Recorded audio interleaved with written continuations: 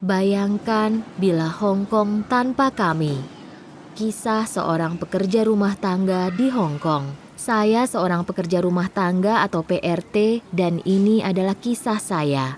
Namun ini bukan hanya kisah saya, melainkan kisah PRT dari seluruh dunia. Dengan menceritakan pengalaman saya kepada Anda, saya harap kita dapat meningkatkan kehidupan PRT karena kita semua memiliki pilihan. Dan bersama-sama kita mampu membuat Hong Kong menjadi tempat kerja yang lebih baik. Bayangkan bagaimana kehidupan di Hong Kong tanpa kami. Meskipun kami semua berasal dari berbagai negara dan kadang-kadang kami merasa seperti sendirian, sekitar 400.000 PRT di Hong Kong juga menghadapi kenyataan serupa. Saya tertarik untuk pergi ke Hong Kong karena tetangga saya pernah bekerja di sana dan dia mengenal seseorang dari agen tenaga kerja. Menurut tetangga saya, PRT bisa mendapatkan upah minimum sebesar 4.520 Hong Kong dolar setiap bulan. Jadi saya pikir cara ini sangat bagus untuk menafkahi keluarga saya.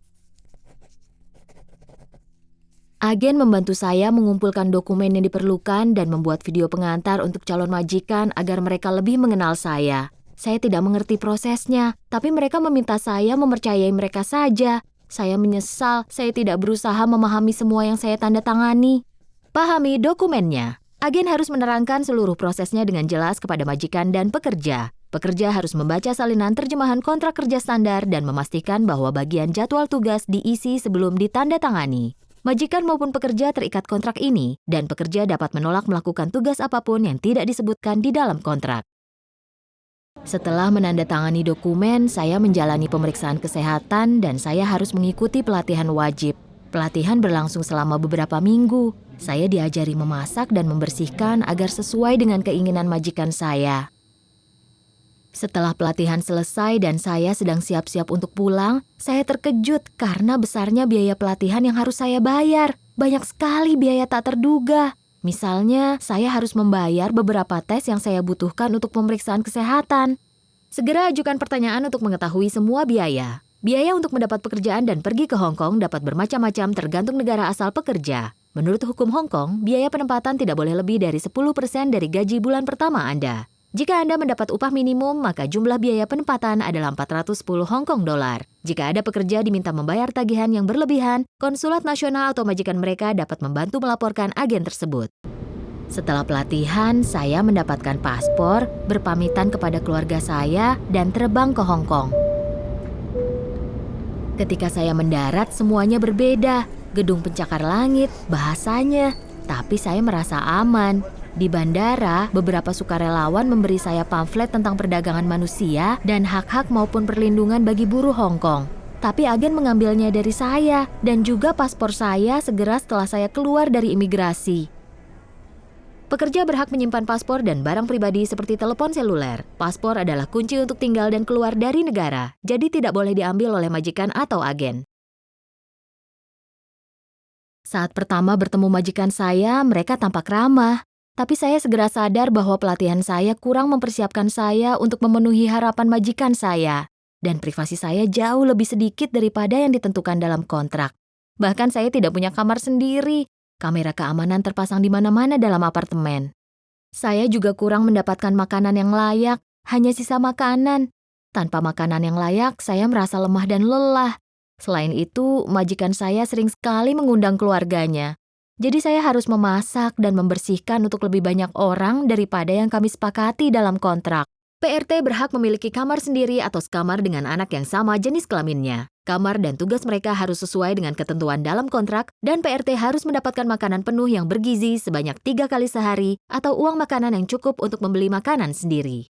Catat pengalaman Anda setiap hari. PRT harus menyimpan catatan harian berisi tugas mereka, mencatat tanggalnya maupun berapa jam bekerja setiap hari, berapa banyak waktu luang dan makanan apa yang mereka dapatkan. Catatan ini akan membantu sebagai bukti jika majikan melanggar kontrak. Karena sekamar dengan anak, seringkali saya harus menenangkan mereka di malam hari, jadi saya tidak punya waktu bagi diri sendiri. Rasanya aneh karena saya menghabiskan lebih banyak waktu dengan anak orang lain daripada dengan anak sendiri. Apa majikan saya tidak iri melihat hubungan saya dengan anaknya?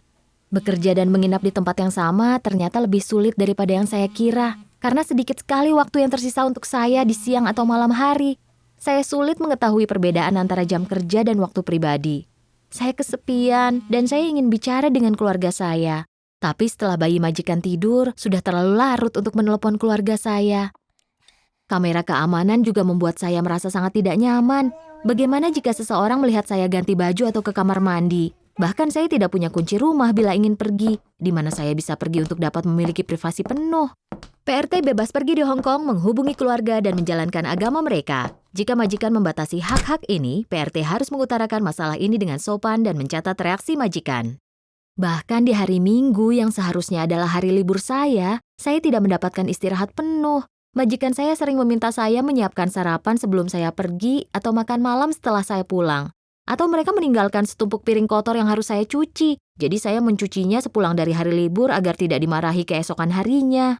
Pekerja berhak mendapatkan istirahat selama 24 jam penuh setiap minggu. Pekerja juga berhak mendapatkan libur nasional dan cuti tahunan yang dibayar. Jika PRT bekerja pada hari liburnya, meskipun hanya 1 jam, menurut hukum mereka harus mendapatkan hari libur pengganti yang penuh.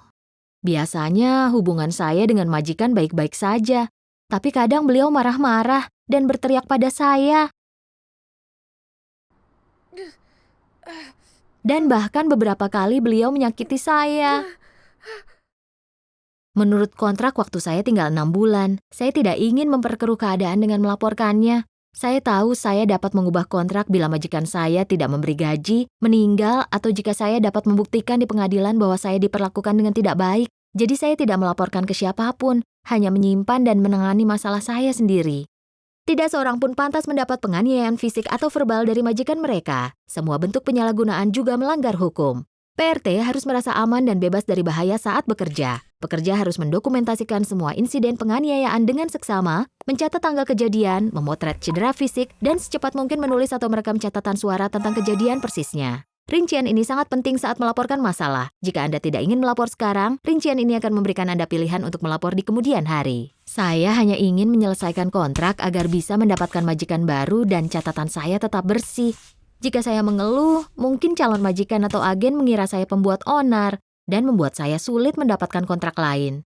Selain itu, sekalipun menghadapi semua masalah ini, situasinya tetap lebih baik daripada beberapa tempat lain di mana saya pernah bekerja, misalnya di Arab. Apakah Anda seorang PRT, majikan, atau bahkan tetangga? Katakan sesuatu jika melihat seorang pekerja tidak diperlakukan dengan semestinya. Jika Anda tidak melaporkan perilaku buruk, maka kemungkinan akan terus berlanjut. Mengambil tindakan memang sulit dan menghabiskan waktu. Jadi jika Anda tidak ingin melakukannya sekarang, laporkan secara rahasia misalnya ke serikat pekerja seandainya Anda berubah pikiran nanti. Saya melihat berita tentang pekerja seperti Erwiana yang dipukuli majikannya, atau Baby Jane yang dipecat ketika sakit. Tapi situasi saya tidak separah itu. Jadi tidak perlu mengeluh kepada majikan saya atau meminta bantuan dari LSM atau konsulat. PRT harus berani bicara karena situasi bisa lebih buruk jika tidak ada orang dimintai pertanggungjawaban. Mereka harus menyuarakan keprihatinan kepada majikan jika diperlakukan tidak pantas dan menolak melakukan pekerjaan tidak aman atau tidak pantas seperti mencuci jendela bagian luar di bangunan tinggi atau memijat. Bila pekerja bicara dan menyampaikan keprihatinan mereka dengan jelas, maka pekerja dan majikan dapat memiliki hubungan kerja yang lebih baik. Pekerjaan saya memang sulit, tapi gaji saya cukup. Saya datang ke sini untuk kerja dan mengirim uang untuk keluarga. Tapi ketika ada masalah di rumah dan saya membutuhkan sedikit uang tambahan, majikan saya memberikan pinjaman. Ini alasan lain mengapa saya tidak ingin bermasalah dengan mereka. Hati-hati saat meminjam uang. Bila PRT meminjam uang dari majikan atau rentenir, hubungan kerja menjadi tegang. Pekerja bisa mendapat bantuan perencanaan keuangan melalui organisasi seperti Enrich agar tidak perlu meminjam. Jika pekerja mengambil pinjaman, persyaratan harus adil dan jelas. Dan mereka harus memastikan memiliki perjanjian bertanda tangan yang telah mereka baca dengan seksama sebelum menandatangani. Meskipun saya hanya mendapat 1 hari libur dalam seminggu, saya memanfaatkannya dengan maksimal, bersenang-senang dan bersantai dengan teman-teman saya. Saat berkumpul, kami berbagi pengalaman dan sadar bahwa kami tidak sendirian. Saya menjadi sadar akan hak-hak saya, apa saja yang boleh dan tidak boleh disuruh oleh majikan pada saya. Sebagai PRT, kami memiliki peran sosial dan peran ekonomi yang penting di Hong Kong. Jika kita semua bersatu, kita dapat mencapai kondisi kerja yang pantas kita dapatkan dan memiliki hubungan lebih baik dengan majikan kita.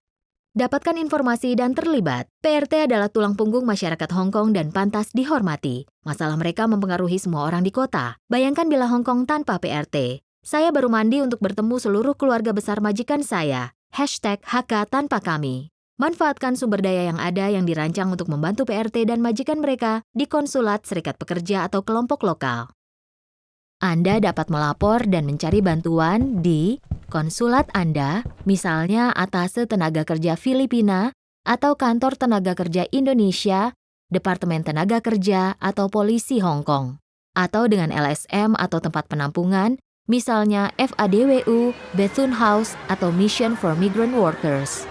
#HK tanpa kami.